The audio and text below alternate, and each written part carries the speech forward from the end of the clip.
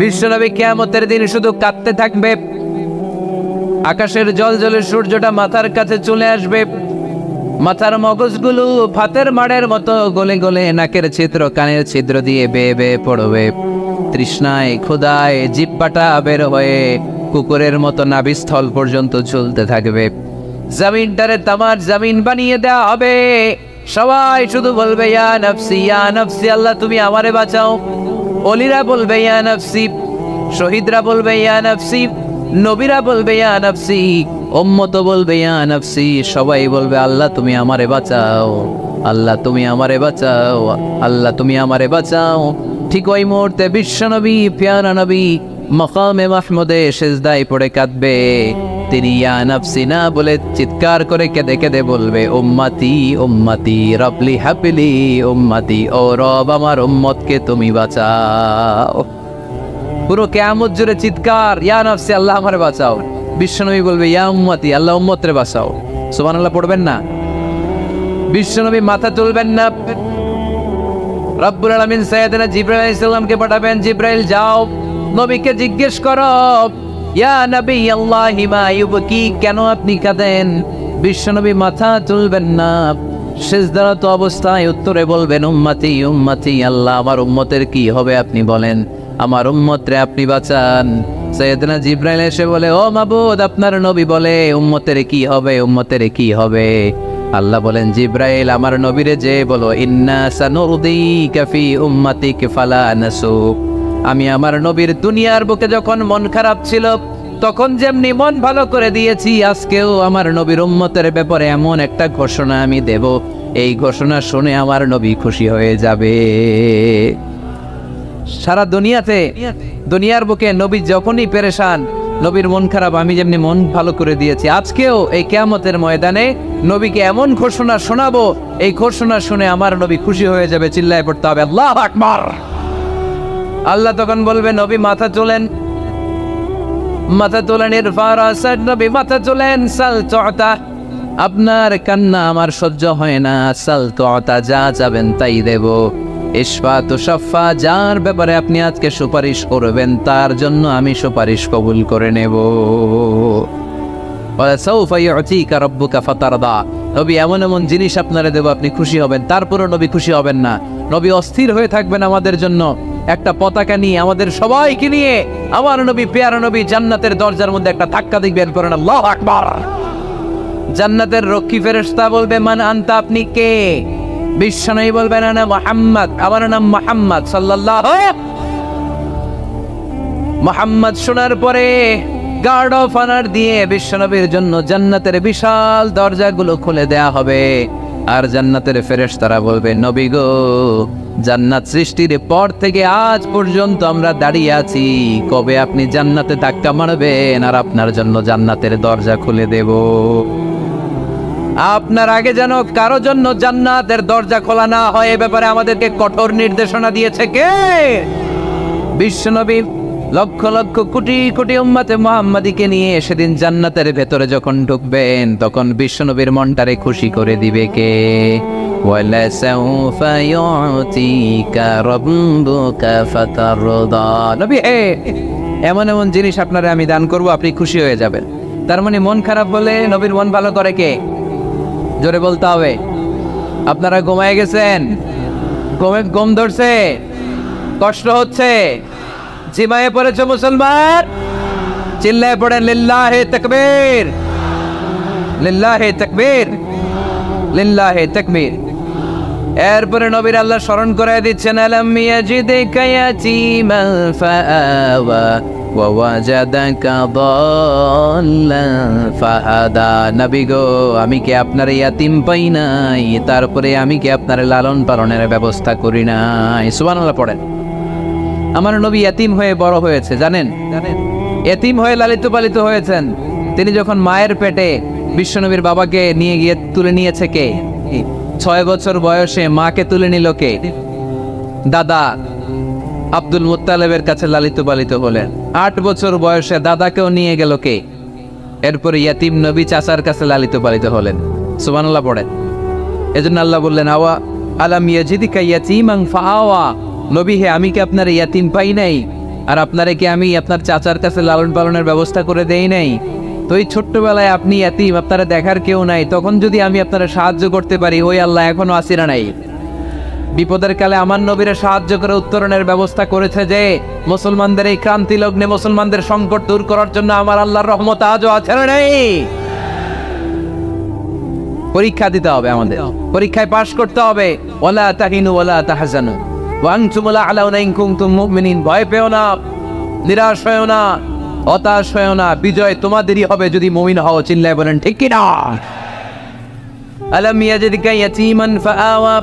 নবী আপনার ইয়াতীম হিসেবে পেয়েছি, তখন আপনারে আশ্রয় দিয়েছি।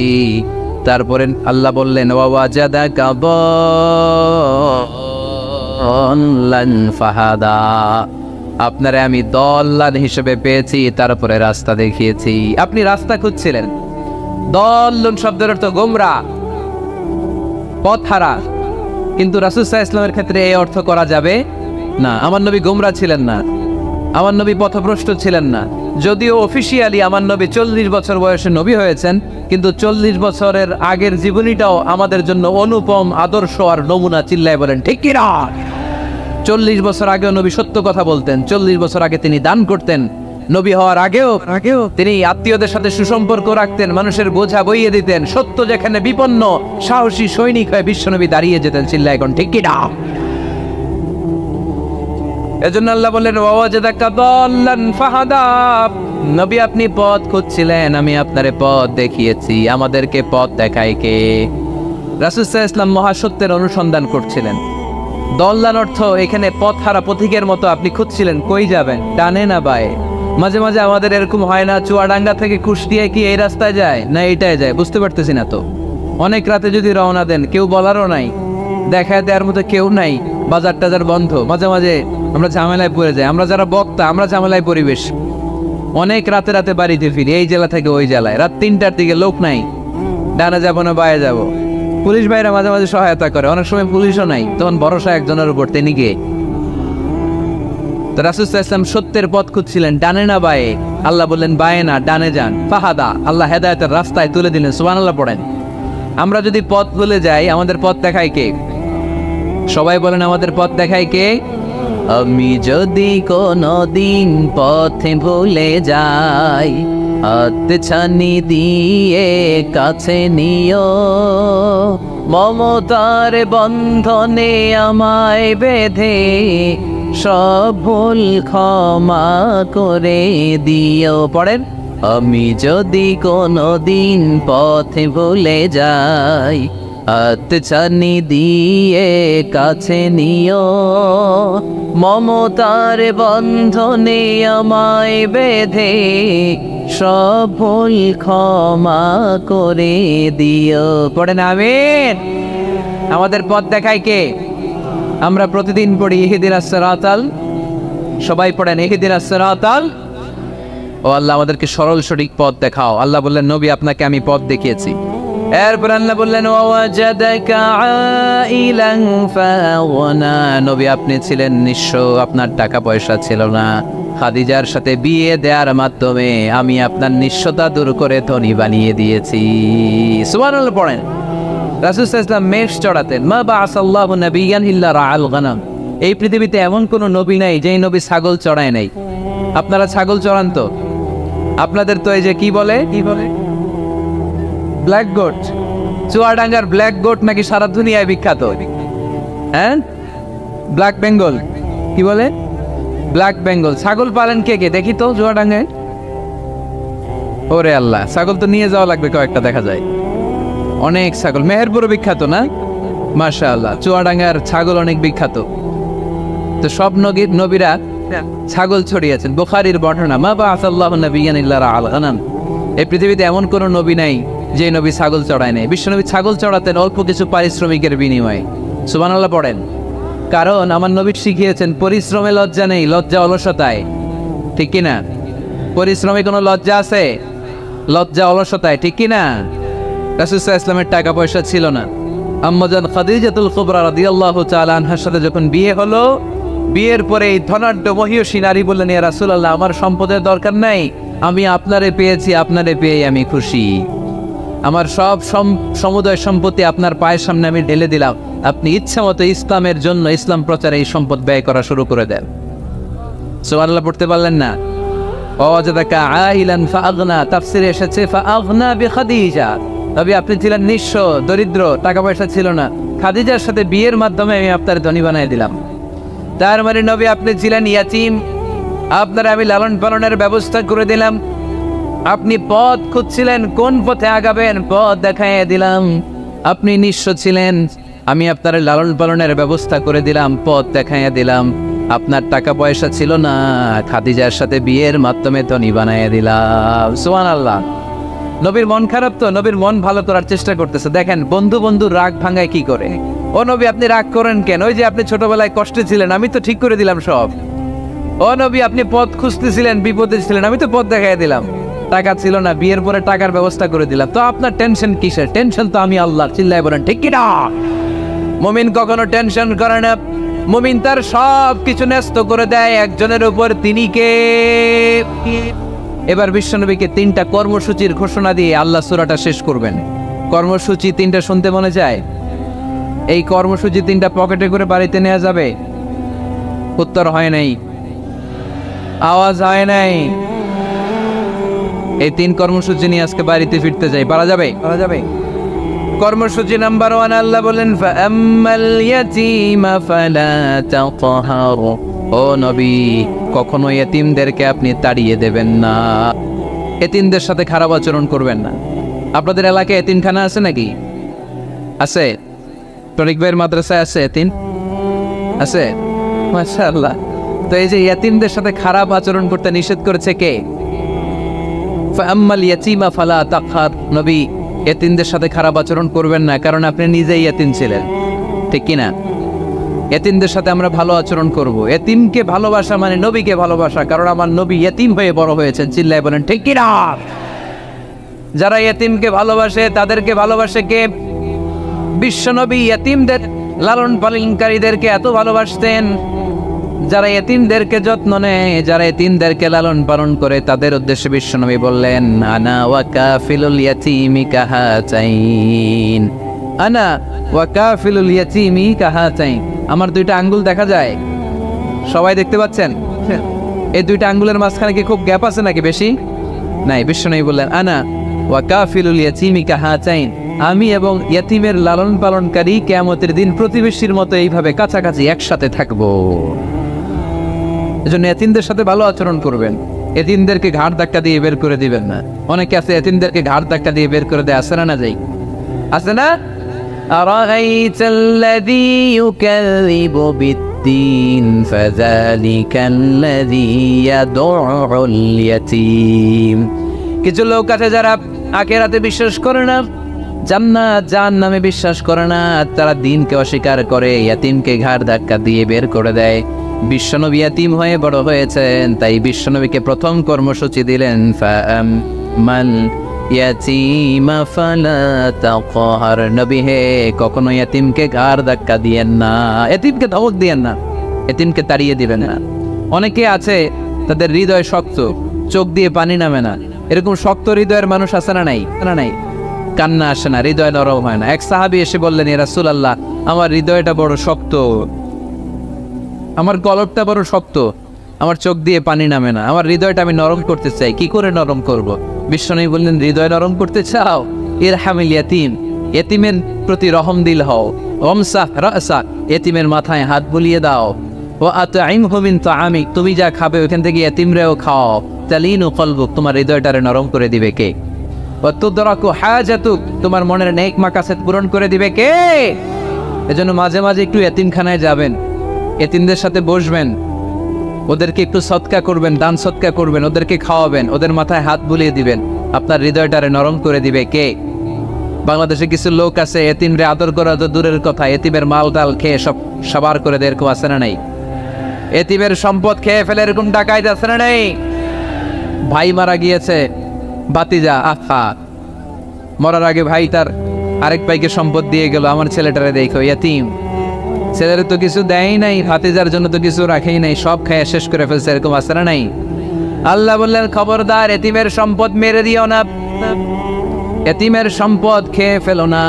যারা এতিমের সম্পদ অন্যায় ভাবে খাও, তারা পেটে এতিমের সম্পদ ঢুকাও নাই, জাহান্নামের আগুন পেটে ঢুকিয়েছো। ঠিক কিনা? الذين يأكلون أموال اليتامى ظلما إنما يأكلون في بطونهم نارا وسيصلون سعيرا।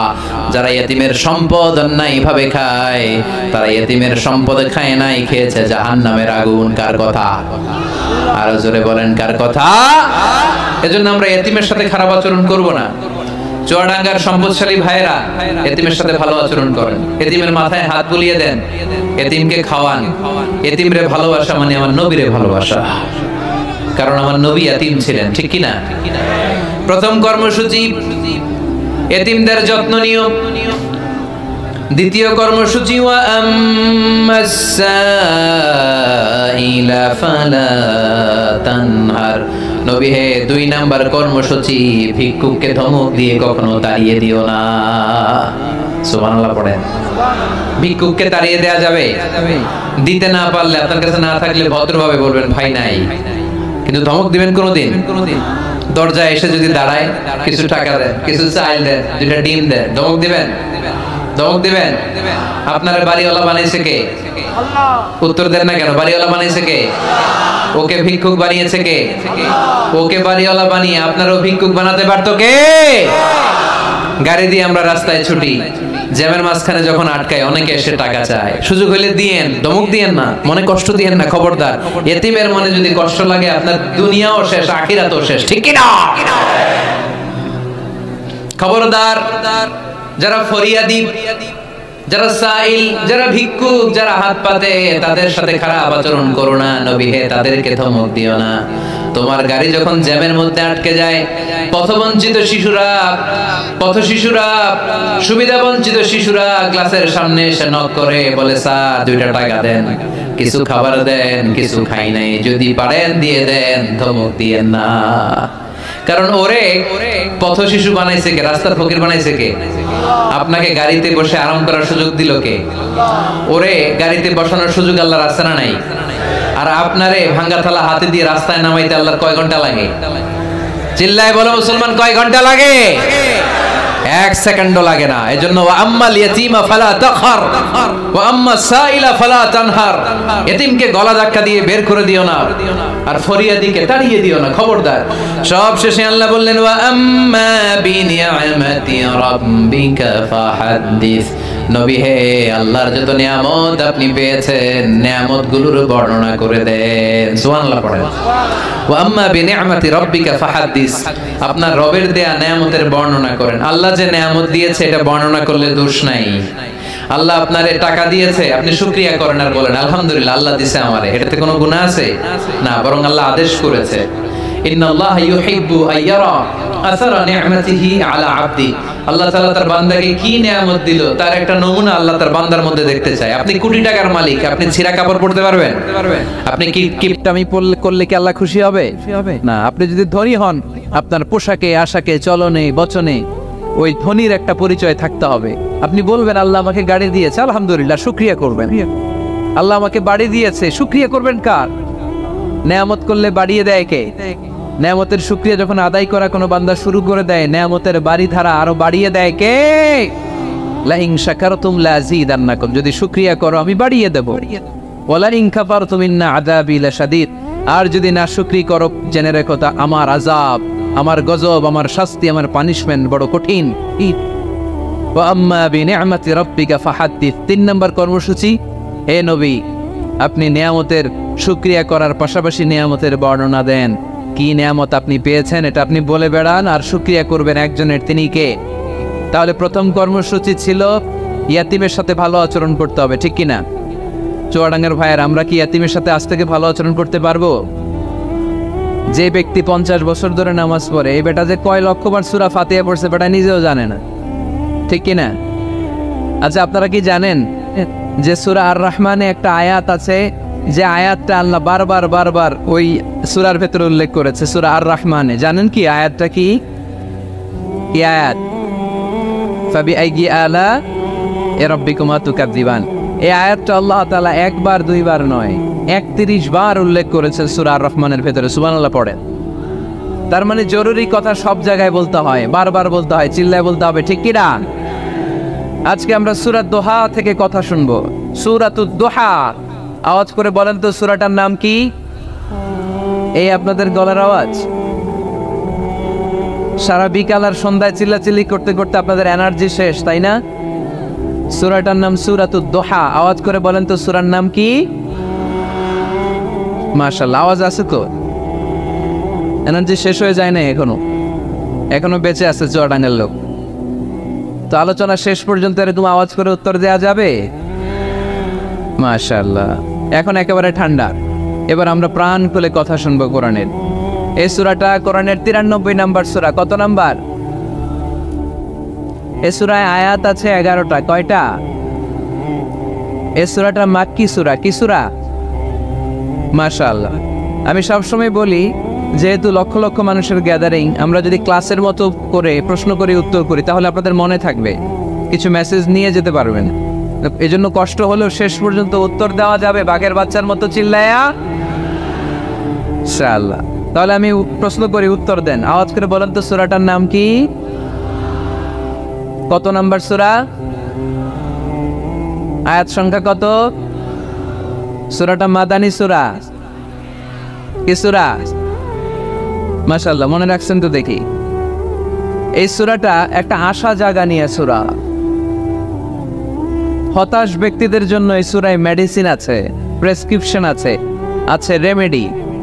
এই সূরার সেন্ট্রাল থিম বা কেন্দ্রীয় আলোচ্য বিষয় হচ্ছে মুমিন কখনো হতাশ হয় না, মুমিন কখনো নিরাশ হয় না, মুমিন কখনো হাল ছেড়ে দেয় না, মুমিন ভরসা রাখে একজনের উপর। চিল্লায় বলতে হবে, তিনি কে? লা তাইয়াসু মির রাউহিল্লাহ ইন্নাহু লা ইয়াইয়াসু মির রাউহিল্লাহি ইল্লাল কওমুল কাফিরুন।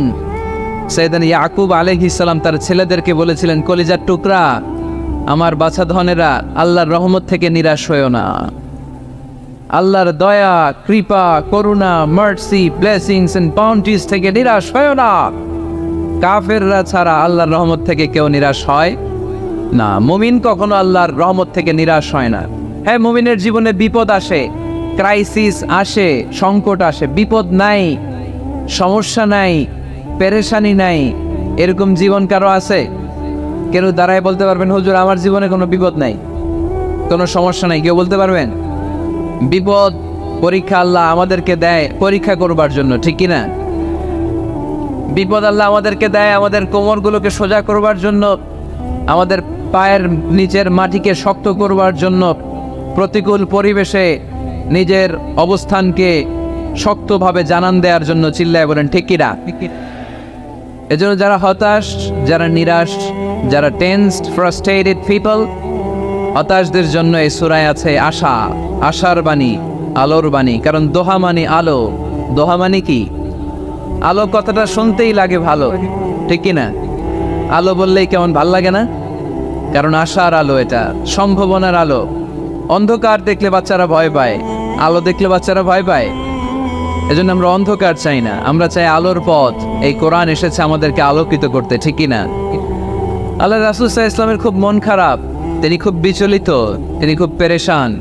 আল্লাহ রাসূল সাল্লাল্লাহু আলাইহি ওয়াসাল্লামের পেরেশানি দূর করার জন্য সান্ত্বনার বাণী হিসেবে আল্লাহ তাআলা এই সূরাটা আল্লাহ রাসূলের জন্য ডেডিকেট করে নাজিল করেছেন। চিল্লায় পড়েন সুবহানাল্লাহ। আর আল্লাহ বোঝাতে চেয়েছেন, আমার নবীকে আমি যেভাবে পেরেশানি দূর করেছি, সাহায্য করেছি, মুমিনদের জীবনেও আমি আল্লাহর পক্ষ থেকে সাহায্য আছে না নাই?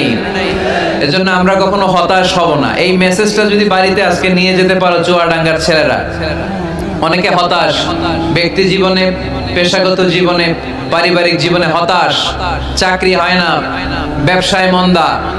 যাদের ব্যবসা মন্দা, এই শাহিদুজ্জামান টরিক ভাইয়ের সাথে দেখা করবো। সফল ব্যবসায়ী, বাংলাদেশ কাঁপায়, এখন সিঙ্গাপুর কাঁপাইতেছে। তো তোমরা ওনাকে ধরবা টাইট করে, যে ভাই কিভাবে আপনি সফল হলেন, শোনান আপনার সফল হওয়ার গল্প।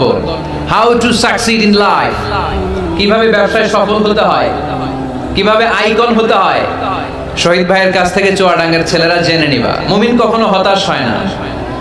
আজকের মাহফিল থেকে এতটুকু যদি এই জনসমুদ্র থেকে আমরা বাসায় নিয়ে যেতে পারি, যে আমরা কখনো হতাশ হব না, আমরা নিরাশ হব না, শেষ নিঃশ্বাস থাকা পর্যন্ত আমরা হাল ছেড়ে দিব না। আমরা ভরসা রাখবো সব সময় একজনের উপর, চিল্লায় বলতে হবে তিনি কে?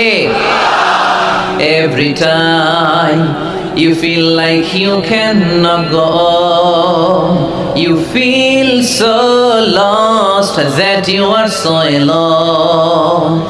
Every time you feel like you cannot go on, you feel so lost that you are so alone.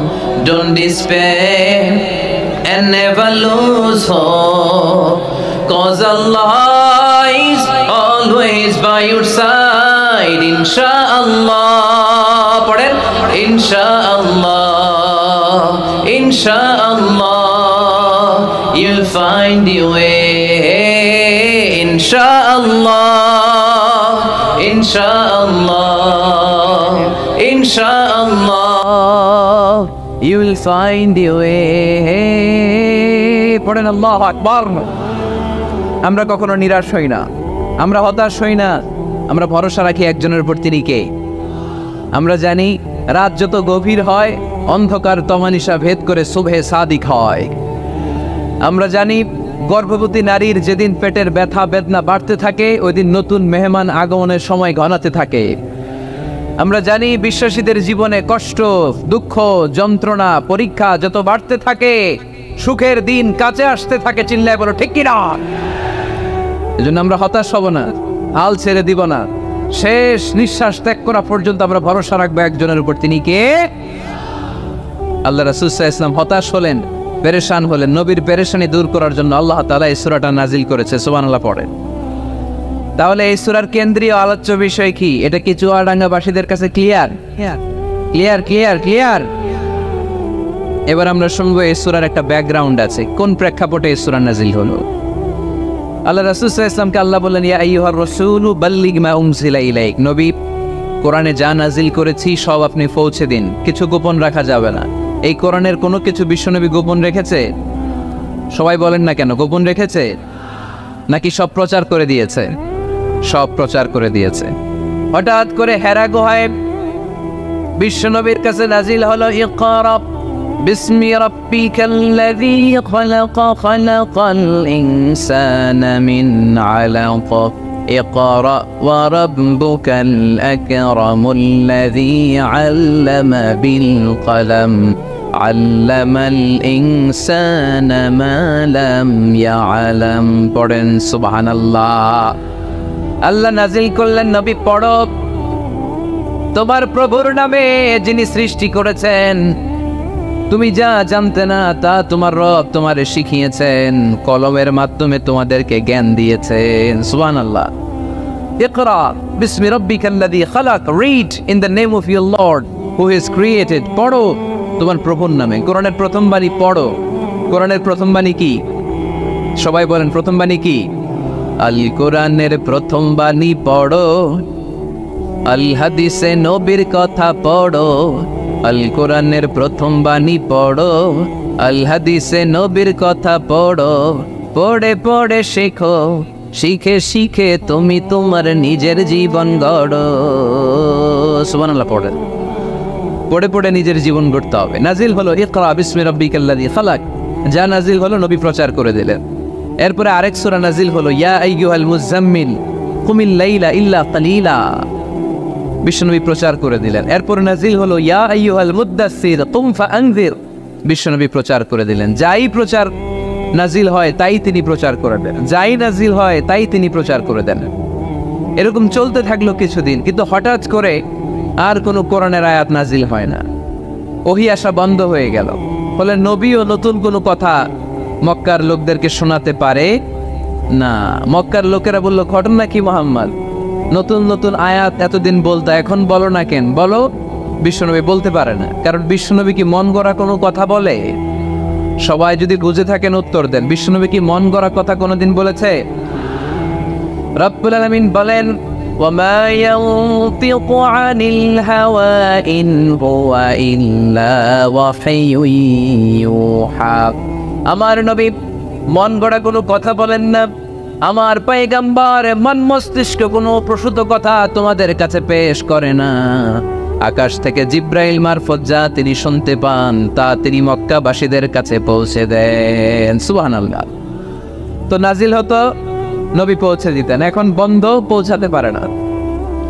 সাইয়েদনা জিব্রাইল আলাইহিস সালাম আর কোরআন নিয়ে আসে না, রাসূল সাল্লাল্লাহু আলাইহি ওয়াসাল্লাম নতুন কোনো কথা শোনাতেও পারে না। মক্কার লোকেরা হাসাহাসি শুরু করলো, হাততালি দিতে শুরু করলো, মুহাম্মদ তোমার আল্লাহ তোমারে বর্জন করেছে, তোমার আল্লাহ তোমারে ভুলে গেছে। নাউজুবিল্লাহ পড়তে পারলেন না? ইন্না মুহাম্মাদান ওয়াত্তাআহু রাব্বুহু ওয়া ক্বালা। এই মক্কার লোকেরা শোনো, মুহাম্মদের রব তো মুহাম্মদের ভুলে গেছে, মুহাম্মদের দিকে ফিরেও তাকায় না, আর নতুন কোনো আয়াত পাঠায় না। আবু লাহাবের স্ত্রী উম্মে জামিল বলতে শুরু করলো, ইন্না শাইতানাকা কাদ তারাক। মুহাম্মদ তোমার কাছে যে একটা শয়তান আসতো জিব্রাইল নামে, ওই শয়তানটা আর আসে না। না, নাউজুবিল্লাহ পড়েন। সবাই টিটকারি করে।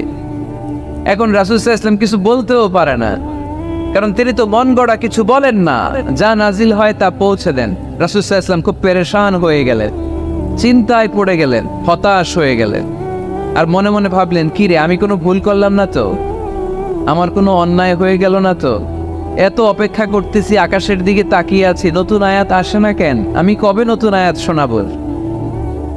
কোনো তাফসিরে এসেছে 15 দিন, কোথাও এসেছে 25 দিন, 40 দিন, কোথাও এসেছে কয়েক মাস আল্লাহ রাসূল সাল্লাল্লাহু আলাইহি ওয়াসাল্লামের কাছে কোরআনের আয়াত নাজিল করাকে বন্ধ রেখেছিল। কে? নাজিল হয় না, তিনি কোরআনের আয়াত শোনাতেও পারেন না। আমরাও মাঝে মাঝে এরকম হতাশ হই, কি রে, ব্যবসা করলে লস, চাকরি হয় না, অসুস্থতা, মনে হয় আল্লাহ বোধহয় আমাদেরকে পছন্দ করে না, এরকম টেনশন আমাদেরও আছে না নাই? রাসূল সাল্লাল্লাহু আলাইহি ওয়াসাল্লাম যখন টেনশনে পড়ে গেলেন, আল্লাহ তাআলা এই সূরা নাজিল করার মধ্য দিয়ে আল্লাহ রাসূল সাল্লাল্লাহু আলাইহি ওয়াসাল্লামের টেনশন দূর করে দিলেন। চিল্লায় পড়েন সুবহানাল্লাহ। রাসূল সাল্লাল্লাহু আলাইহি ওয়াসাল্লামের পেরেশানি দূর করার জন্য আল্লাহ নাজিল করলেন, ওয়াদ-দুহা ওয়াল লাইলি ইযা সাজা মা ওয়াদ্দাআকা রাব্বুকা ওয়া মা ক্বালা। ওয়াদ-দুহা, আলোর শপথ, ওয়াল লাইলি ইযা সাজা, নিঝুম নিস্তব্ধ রাতের শপথ। সুবহানাল্লাহ পড়েন। প্রথমে আল্লাহ দুইটা কসম কাটলেন। কয়টা? দুইটা। প্রথমে দোহা, প্রভাতের সূর্য কিরণের শপথ, আলোর শপথ। এরপরে অন্ধকারের শপথ কাটলেন। আলোর শপথ দিয়ে আল্লাহ তাআলা ওহী আশাকে বোঝালেন, আর অন্ধকারের শপথ দিয়ে আল্লাহ ওহী না আশাকে বোঝালেন। আল্লাহ বোঝাতে চাইলেন, নবী, সব সময় আলো থাকলে ভাল লাগে না। 24 ঘন্টায় যদি সূর্যের আলো, এখনো সূর্যের আলো, সকালেও সূর্যের আলো, খালি আলো আর আলো, ভাল লাগবে? কথা বলেন না কেন? আবার 24 ঘন্টায় ঘুটঘুটে অন্ধকার, কোনো আলো টালো নাই, ভাল লাগবে? তার মানে জীবন চালাতে আলোরও দরকার, অন্ধকারেরও দরকার। বিশ্বনবীরে বুঝাতে চাইলেন, নবী, ওহী আসা যেমনি দরকার, মাঝে মাঝে ওহী বন্ধ রেখে আপনার একটু বিশ্রাম দেওয়া দরকার। সুবহানাল্লাহ পড়েন। সরকারি চাকরি যারা করেন, সপ্তাহে কয় দিন জব করেন? জোরে বলেন। 5 দিন। বাকি 2 দিন কি করেন? বিশ্রাম নেন, ছুটিতে থাকেন। 7 দিনে যদি কাজ করা লাগতো, ভাল লাগতো? কথা বলেন না কেন? ভাল লাগতো না। আবার 7 দিনে যদি ছুটি থাকতো, ভাল লাগতো না। তার মানে কাজেরও যেমনি দরকার, বিশ্রামেরও দরকার, ঠিক কিনা? আল্লাহ বুঝাতে চাইলেন, নবী, কাফেরদের কথায় কান দিবেন না। ওরা বলে, আমি আপনারে ভুলে গিয়েছি। না না, কশিন কালেও না। আমি আপনারে কেমন করে ভুলে যাই? আপনি আমার বন্ধু। আমি ইচ্ছা করেই ওহী নাজিল বন্ধ রেখে কিছুদিন আপনারে ছুটি দিলাম। আল্লাহর পক্ষ থেকে আমি আপনার জন্য বিশ্রামের ব্যবস্থা করে দিয়েছি। নবী, বিশ্রামের ব্যবস্থা করে দিলাম, কারণ প্রতিদিন ওহী নাজিল হলে এটা পৌঁছে দেওয়া, এটা চারটেখানি কথা নয়। ওহীর বাণী, এটা কোনো মন্ত্রীর বাণী না। ওহীর বাণী, এটা কোনো প্রেসিডেন্টের বাণী না। ওহীর বাণী প্রধানমন্ত্রীর বাণী না। ওহীর বাণী রাজা বাদশার বাণী নয়। ওহীর বাণী আমাদের কাছে পাঠিয়েছে কে? এই কালামুল্লাহ মাজিদের ওজন আছে না নাই? আল্লাহ বললেন, ইন্না সানুলকি আলাইকা কওলান সাকিলা। নবী গো, কোরআনের বাণী এটা হালকা কোনো বাণী নয়, এটা ভারী একটা বাণী। এই বাণী যদি আমি সাগরে নাজিল করতাম, এই কোরআনের বাণী যদি আমি জঙ্গলে নাজিল করতাম, আর এই কোরআনের বাণী যদি আমি পাহাড়ের মধ্যে নাজিল করতাম, কোরআনের ভারে বড় বড় পাহাড়গুলো মুহূর্তের মধ্যে ভেঙে চুরে খান খান হয়ে যেত।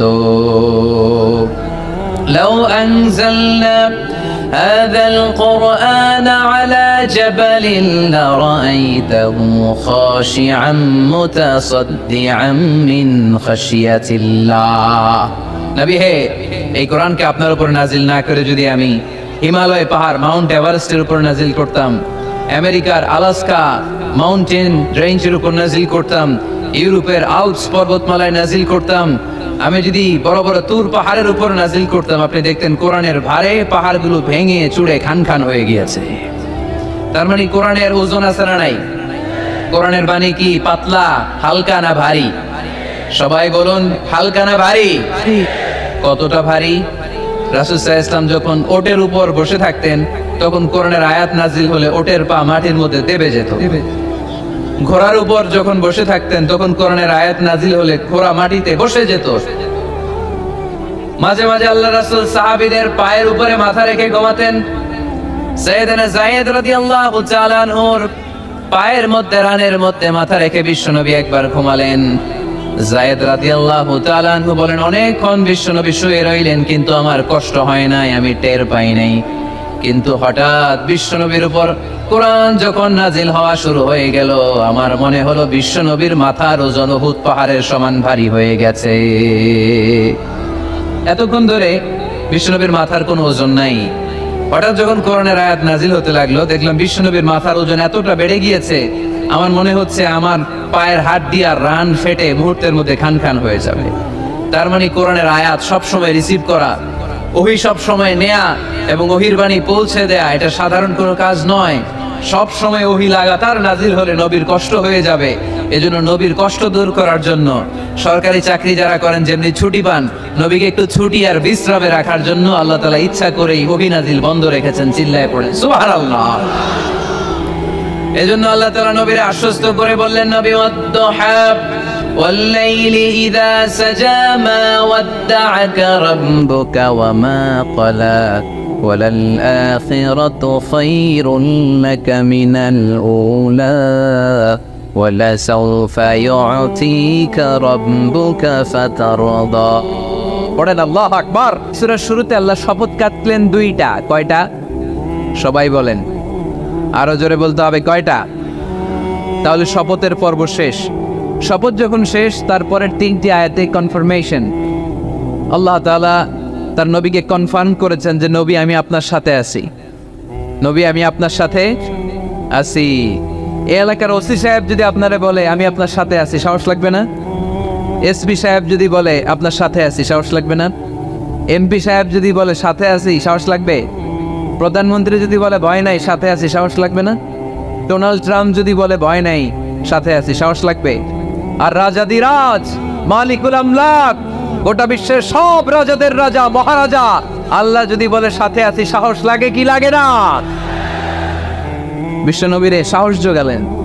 পরের তিনটা আয়াতে আল্লাহ তাআলা নবীরে বললেন, নবী ভয় নাই, never lose hope, never give up, never be frustrated, আর হতাশ হবেন না, আমি আপনার সাথে আছি। চিল্লায় পড়েন সুবহানাল্লাহ। তারপরের তিন আয়াতে দিলেন তিনটা রিমাইন্ডার, নবী আপনারে কি কি নিয়ামত দিছি শোনেন, এগুলো মনে রাখেন, ভুলে যায়েন না। আর সর্বশেষ তিনটা আয়াতে তিনটা ওয়ার্ক প্ল্যানস, মানে গাইডলাইন, কর্মসূচি দিয়ে আল্লাহ সূরাটারে শেষ করেছেন। পড়েন আলহামদুলিল্লাহ। দুইবার যখন আল্লাহ শপথ করলেন, আলোর শপথ, অন্ধকারের শপথ, তারপর আল্লাহ কনফার্মেশন করে বললেন, নবী মা ওয়াদ্দা'আকা রাব্বুকা ওয়া মা ক্বালা, নবী হে আমি আপনারে ভুলি নাই, আমি আপনারে ছাড়ি নাই। কাফেররা বলে আমি আপনারে ভুলে গেছি, আমি আপনার উপর রাগ করেছি, তাই আপনার উপর কোরআন নাজিল করি না। কথাটা কিন্তু ঠিক না। আমি আপনারে ভালোবাসি, মহব্বত করি, ইচ্ছা করে আপনারে ছুটি দেওয়ার জন্য, কয়েকদিন বিশ্রামে রাখার জন্য ইচ্ছা করেই কোরআন নাজিল বন্ধ রেখেছি। মা ওয়াদ্দা'আকা রাব্বুকা ওয়া মা ক্বালা। কাফেরদের কথার জবাবে তিনি বলছেন, না আমি আপনারে ভুলি নাই, আমি আপনার সাথে আছি। সুবহানাল্লাহ পড়েন। সাথে আছে কে? আরো জোরে বলেন। রাস্তায় হঠাৎ অ্যাক্সিডেন্ট হয়ে গেছে, বাঁচাবে কে? বলতে হবে সাথে আছে কে? আমাদের সাথে আল্লাহ আছে। এরপর আল্লাহ বললেন, ওয়ালাল আখিরাতু খায়রুন লাকা মিনাল উলা। ও নবী, মক্কার জীবনে সাময়িক একটু কষ্ট আপনি সহ্য করেন, মদিনার জীবনে আপনার জন্য আনন্দ রেখেছে কে? আখিরাতে আপনার জন্য জান্নাতকে তৈরি রেখেছে কে? ওয়ালাল আখিরাতু খায়রুল লাকা মিনাল উলা। আরেকটা কনফার্মেশন, আরেকটা অ্যাসিউরেন্স, আরেকটা নিশ্চয়তার গ্যারান্টি নবী, indeed verily hereafter is far better for you than this dunya. এই দুনিয়ার চেয়ে আখিরাত উত্তম, ঠিক কি না? আখিরাত আপনার জন্য তৈরি, এই দুনিয়ার জীবন আপনার আসল জীবন নয়। আসল জীবন হচ্ছে কবরের জীবন, ঠিক কি না? কত কষ্ট করে বিল্ডিং বানালাম, কত কষ্ট করে ফ্ল্যাট কিনলাম, কত দামি টাইলস দিয়ে আমার গোসলখানাটা বানালাম, কিন্তু আমার জীবনের শেষ গোসলটা কি আমার ওই গোসলখানায় হবে? চিল্লায় বলতে হবে, হবে। এজন্য আল্লাহ বললেন ওয়ালাল আখিরাতু খায়রুল লাকা মিনাল উলা। ও নবী, দুনিয়ার জীবন আসল জীবন নয়, আসল জীবন হলো আখিরাতের জীবন, ঠিক কি না? কিন্তু আমরা পাগল হয়ে আছি কোন জীবনের জন্য? দুনিয়ার পিছনে এই মরিচিকা, এই লোভ লালসা, এই ক্ষমতার দাপট, হ্যাঁ, এই সেলিব্রিটিজম, এই চোখ ধাঁধালো গ্ল্যামারাস লাইফের দিকে আমরা পাগলের মতো মরিচিকার পেছনে ছুটে বেড়াচ্ছি, আর আখিরাতের কথা আমরা বেমালুম ভুলে গিয়েছি, ঠিক কি না? এজন্য আল্লাহ বললেন বাল তুসিরুনাল হায়াতাদ দুনিয়া ওয়াল আখিরাতু খায়রুন ওয়া আবকা। তোমরা দুনিয়ার জীবনকে বড্ড বেশি প্রাধান্য দাও, কিন্তু জেনে রেখো, মনে রেখো, দুনিয়া আসল নয়, আসল ঠিকানা হলো মুমিনের আখিরাত। 2 নম্বর কনফার্মেশন, ওয়াল আখিরাতু খায়রুল লাকা মিনাল উলা। নবী হে, আখিরাত আপনার জন্য রেডি। 3 নম্বর কনফার্মেশন, ওয়ালা সাউফা ইউতিকা রাব্বুকা ফাতারদা। নবী হে, অচিরেই এমন এমন জিনিস আমি আপনারে দেব, এগুলো পেয়ে আপনি খুশি হয়ে যাবেন। সুবহানাল্লাহ পড়েন। সে কোন বন্ধু বলো বেশি বিশ্বস্ত, সে কোন বন্ধু বলো বড় বিশ্বস্ত, কার কাছে মন খুলে দেয়া যায়, কার কাছে প্রাণ খুলে দেয়া যায়, হওয়া যায় অতি আশ্বস্ত, তার নাম আহমদ বড় বিশ্বস্ত। সুবহানাল্লাহ পড়েন।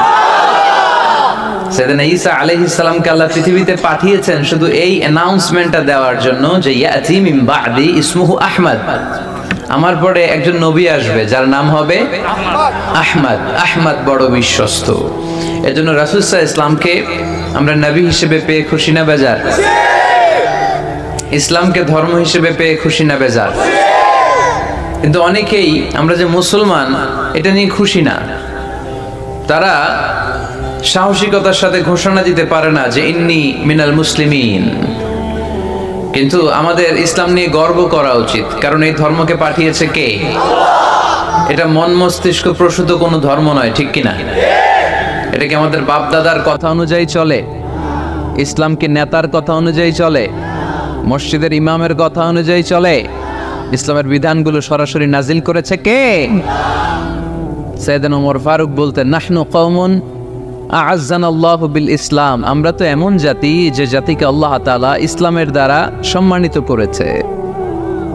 আমাদের সম্মান ইসলামে। আমাদের সম্মান কোথায়? ফাইন ইবতাগাইনাল ইজ্জাতা বিগাইরিহি আযাল্লানাল্লাহ।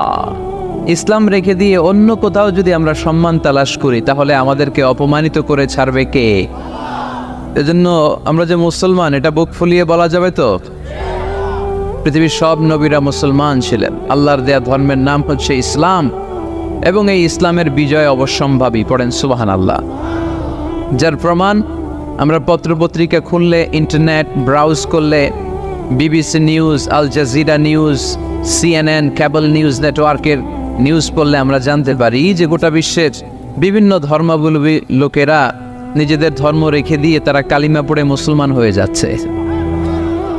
খুশি লাগে আপনাদের?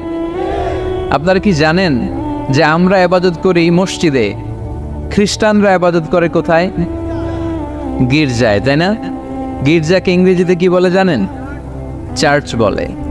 তো ইউরোপে এবং আমেরিকাতে যে গির্জাগুলো আছে, এই গির্জাগুলো তারা বিক্রি করতে শুরু করে দিয়েছে। এর কারণ খ্রিস্টানরা তাদের গির্জাগুলোতে ইবাদত করতে যায় না। আমরা তো নামাজ 3 ওয়াক্ত পড়ি, 2 ওয়াক্ত বা 5 ওয়াক্ত, 7 দিনে তো একবার হাজিরা দিতে যাই। ঠিক কিনা? তো ওদের এমন দশা যে ওদের গির্জাগুলোতে 1 মাসও যায় না, 6 মাসও একবার যায় না। তো এই গির্জা রাইখা লাভ আছে? লাভ নাই। এই গির্জা ওরা বিক্রি করতে শুরু করেছে, আর ওখানকার মুসলিম কমিউনিটির নেতারা এই সুযোগে এই গির্জাগুলো কম দামে কিনে এটারে মসজিদ বানাইতে শুরু করছে। ইউরোপ আমেরিকাতে আলহামদুলিল্লাহ আপনারা শুনে খুশি হবেন, ওরা ইসলামিক সেন্টার বলে এগুলোরে। কি বলে? Islamic centre. আমাদের এরকম ইসলামিক সেন্টার করা দরকার, যেখানে দার্স হবে, দার্স, রেগুলার দার্স হবে। এই যে তাফসির মাহফিলগুলো বছরে একবার, গত বছর আসছিলাম এখানে, আবার 1 বছর পরে দেখা, কি শিখলেন কি শিখলেন না, কি বুঝলেন না, আর জানা শোনার সুযোগ হয়েছে নাই। কিন্তু সেন্টার যদি হয়, ওখানে শিশু কিশোরদের আলাদা কোরআন শিক্ষার আসর, আমার বোনদের আলাদা শিক্ষার আসর, বয়স্কদের আলাদা কোরআন শিক্ষার আসর, তারপরে সেখানে হেজামা সেন্টার থাকবে, রুকিয়া সেন্টার থাকবে, তালিম, তাদরিস, তারবিয়ার সব ব্যবস্থাপনা থাকবে। এজন্য সব জায়গায় এরকম সেন্টার থাকার দরকার আছে না নাই?